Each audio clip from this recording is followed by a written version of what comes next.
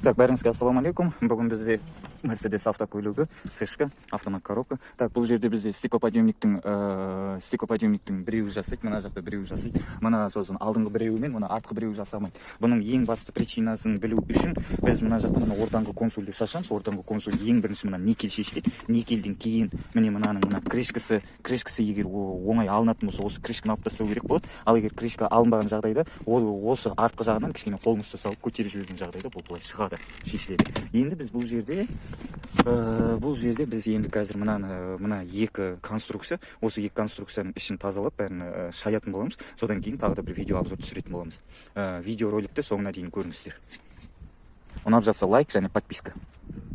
Так, мында бізде екі жағында екі дорожка кездеседі. Ол екі дорожка артқа қарай ысырылған кезде ғана ол шешіледі. Міне мына жағында артқа қарай ысырамыз. Содан кейін мына корпусы бөлек, и сосын міне мына басатын кнопка отдельно бөлек шешіліп қалады.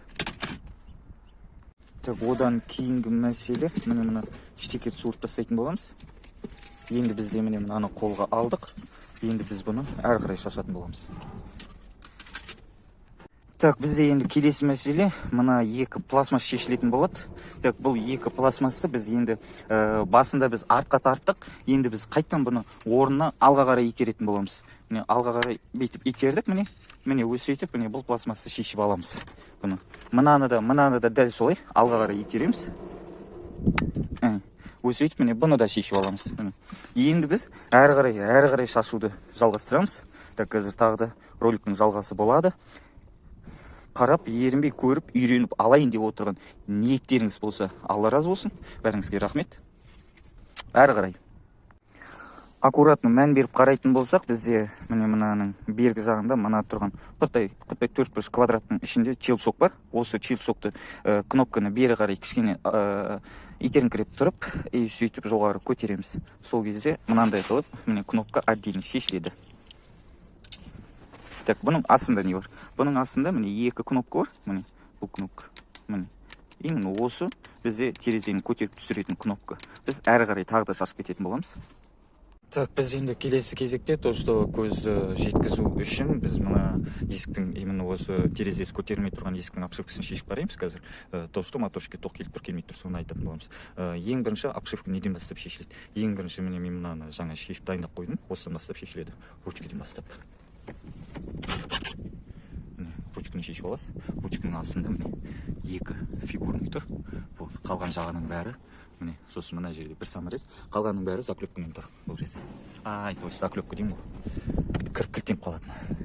Так, біз есіктің обшивкасын шешкен болатынбыз. Есіктің обшивкасын шешкенде дәл мына жерде стеклоподъемниктің бортовой компьютері тұрды. Міне ол бортовой компьютер мынандай кабинет R яғни пассажирская сторона.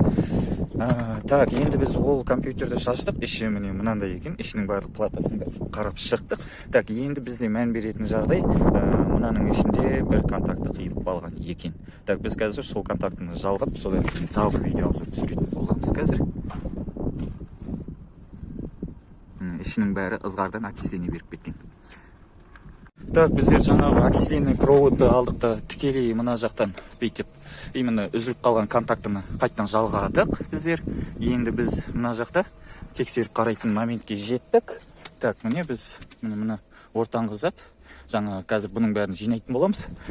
Бізде яғни айтқанда мына есіктегі тұрған стеклоподъемниктің компьютерінен болып шықты бізде әңгіменің бәрі.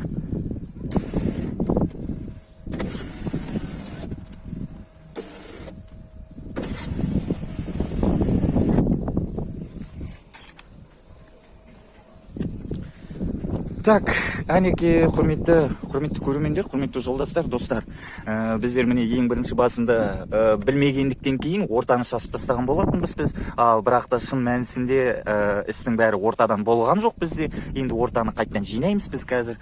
Бізде әңгіменің бәрі мына есікте тұрған компьютерден болып шықты.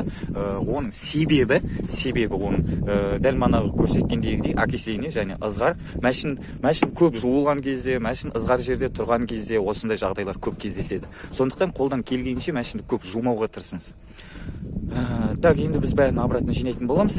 Назарларыңызға рахмет. Егер ұнап жатса лайк және подписка сіздерден үлкен рахмет. келесі көріскенше қош аман сау болыңыздар.